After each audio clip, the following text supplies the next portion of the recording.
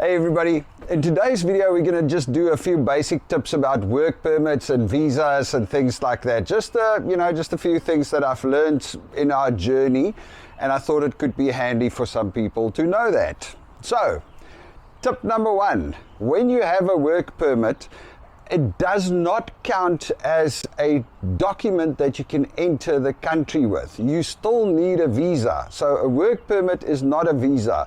You can have your work permit, but if your visa is expired, they will not let you into the country unless you only went to the US. So the only exception to that rule is if you only go to the US and come back, then you can travel with your work permit as your only travel document. But you still need a tourist visa if you want to go anywhere else and come back into the country with your work permit. So that's a lesson I learned the hard way, because what happened was my tourist visa expired when last year with my old passport, and I just never renewed my tourist visa. But I got a new passport and I got a new work permit, and then I actually went to the US. I flew to Puerto Rico last year and I couldn't come back because I was in Puerto Rico, and American Airlines went, "Look dude, you don't have a visa to go to Canada." And I'm like, "I've got the work permit." They're like, "No." They actually phoned they phoned some immigration guys. Everybody said, "No, it's okay, because Puerto Rico is US territory. I've only been in the US. I am allowed to come back into Canada." Yet still, American Airlines wouldn't board me. They just wouldn't let me get on the plane. They were like, "Sorry, our systems doesn't allow it. The system doesn't allow them to issue me a ticket without a valid visa." So I had to fly to Seattle, rent a car and drive through the border. And when I drove through the border there, they said, "Okay, cool, you've only been to the US? Yeah, all right, you can come in." So just remember that you always need a visitor's visa or a business visa, even if you have a work permit. It is not the same thing. You cannot travel with it. So I've just applied for my visitor's visa now with my new passport, and they say it's going to take about 28 days. I was going to go to South Africa for our book launch, but now I can't travel because I don't have a visa. Anyway, so that's the first thing about work permits and visas that you got to keep in mind. The second thing is, the second tip, when you go to anywhere to do an application, whether it's online or whether you get your work permit by doing a flag polling at the US or any of those, always make sure you take as much documentation as possible. You know, Belinda is brilliant at this. What she does is she makes a file and she puts every document in there. And oftentimes when I arrive at these places where people need to check the documents or do an interview, I go like this. There's the file. They page through it. Every question they might have is in there. So always be prepared. It's very important to make sure, even the documents that they don't say that you need, you know, just take it in case. I think psychologically it also helps that if you have a lot of extra documents, the person looks at it and goes, "Okay, well, this person is prepared. This person took it serious." And when you look like somebody that took it serious, they are more likely to help you out. And the same thing goes across the board.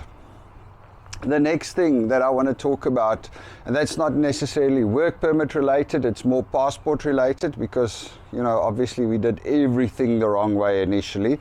We arrived here with passports that is going to expire. So now we are here and the kids' passports are expiring in August, and we had to apply for passports from here for the kids. Now that's a bit of a conundrum, because we need to write the embassy. They send you documents for fingerprinting. Then you get those documents, you book a fingerprinting appointment, you book an appointment with the people that stamp things and say that it's now I can't think of the name. Anyway, you got to go through all of that process. Then you mail all the documents back.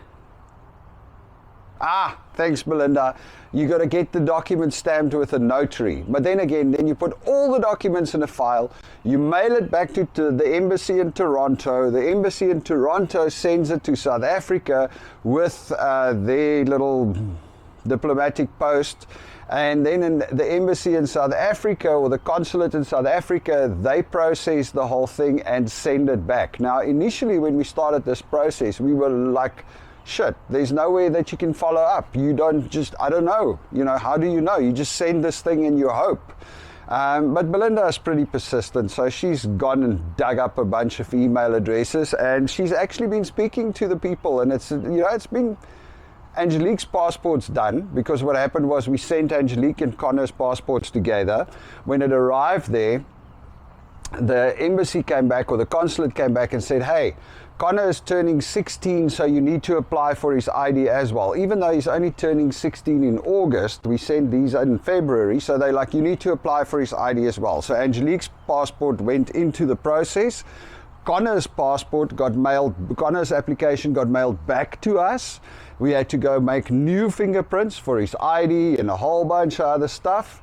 And then we had to now mail it back again. So they'd only arrived about a month and a half after Angelique's had arrived back at the consulate, and then it went to South Africa. So Belinda started calling these people going, what's happening? And they're like, Angelique's passport's been approved, it's sent back to the embassy, so it should arrive soon. And it did. It arrived exactly, pretty much 3 months after we mailed it out.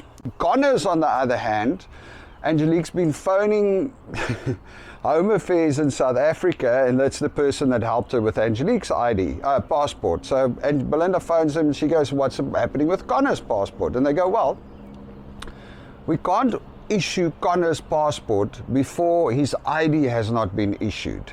So we like, okay, so what do we do?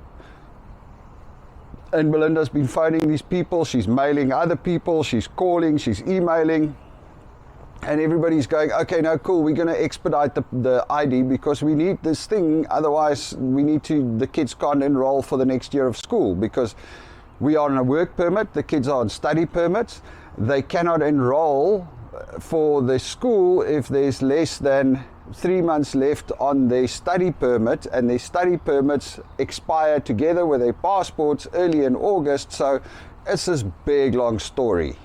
But moral of the story, just as a side note, make sure that when you come here, your passport has enough time on it, because in Canada they only issue things up till the expiry of your passport.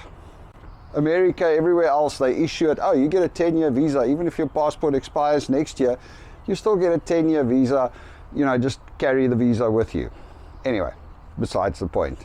So Connors, they go, hey, we need to issue his ID first, and then you can get his passport. So they carry on. Eventually, Belinda speaks to somebody else, and the person goes, okay, the ID's been issued, we need to check it. And we're like, yay, it's starting to happen. Oh, look at my finger. Yay, it's starting to happen. We're going to get it soon. And then eventually we get an email back from somebody at Toronto, from the consulate, some higher up person, and he's like, hey, we can't issue your kid's passport because we are wanting to issue him an adult passport, and we can only issue him a passport once he turns 16. So that's the message we got. So in other words, the whole confusion about how urgent this thing was, now suddenly we have to wait until Connor turns 16, which is the 3rd of August, and then they will issue the passport, and then they will mail the passport back, which means the passport's going to arrive here too late. Big hoo-ha. Or we could just ask or give them permission to issue Connor a child passport. Now, the only difference between a child passport and an adult passport is that a child passport is only for 5 years and an adult passport is for 10 years. So anyway, after this whole ID story, we figured out we could have just asked for a child passport to be issued, and it would have been done with Angelique's. Anyway, you live and you learn. So those passports are sorted out. Now the next one that needs to be done is Belinda's. That needs to actually now, she's once again mailed the embassy, they mailed her the forms, so she's going to go through that process as well. Anyway, that's about it for me today. You all must have a good one. Cheers.